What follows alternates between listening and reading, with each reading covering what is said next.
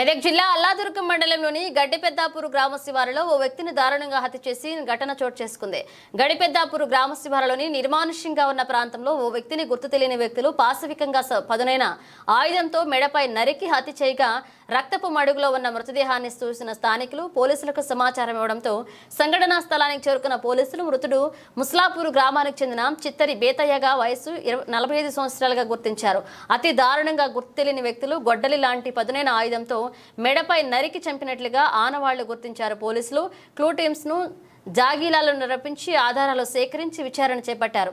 కాగా వివాహేతర సంబంధ నేపథ్యంలోనే హత్య జరిగినట్లుగా పోలీసులు అనుమానిస్తున్నారని అదే కోణంలో విచారిస్తున్నట్లుగా సమాచారం అందుతుంది. కొడుకు చిత్తరి విఠల్ ఇచ్చిన ఫిర్యాదు మేరకు కేసు నమోదు చేసుకుని విచారణ చేస్తున్నారు. గంగమ్మ బేతయ్య ఉంచుకొని అయితే మా అక్క నిలగొట్టేసారు పోయిండ్రు. అయితే కొన్ని రోజుల తర్వాత మా అక్క ఊరికి వెళ్ళిన తర్వాత అయితే ఆయన దాదాయ అన్నట్టు ఆయన చంపేసారు. ఈయన చంపింది తెలియదు, ఎవరు చంపింది మాకు తెలియదు. మాకు తెలియకపోతే అయితే మా ఇంటి ముంగటనే ఇల్లు ఉంటుంది, ఇట్లా మా ఇల్లు ఉంటుంది, ఇంటి ముంగట వాళ్ళ ఇల్లు ఉంటుంది. అయితే నువ్వే చంపినావు, మీరు ఉంచుకురు కాబట్టి నువ్వే చంపినావు అని మా బావ మీద ఇప్పుడు చనిపోయిన బేతయ్య మీద అందరూ అన్నారు. పోస్ట్ మార్పుట్లో ఆయన ఇంట్లో బాడీని తీసుకెళ్ళారు. ఆయన పోస్ట్ మార్పుట్లో చేస్తే కదా ఇట్లా బేతయ్య చచ్చిపోయినని తెలిసింది కాబట్టి వాళ్ళు ఏమన్నారు, మా వాళ్ళు నేను ఎట్లా చంపినామో వాని ఇట్లా అట్లా చంపేస్తామని తిరుపతి వాళ్ళు అన్నారు. అంతే. దానివల్ల ఒక రెండు నెలల దాకా ఇక్కడ గడిపెద్దపూర్ ఉంటుంది. ఆయన సొంత పెద్దపూర్ గడిపెద్దపూర్. అయితే అక్కడ నుంచి ముస్లాపురంలో బతుకు వచ్చిర్రు. ఆనే ఇల్లు జాగా లోటు ఓటు ఇష్ట అన్నీ ఆనే ఉన్నాయి, అన్ని హక్కులు ఆనే ఉన్నాయి ముస్లాపురం కాడ.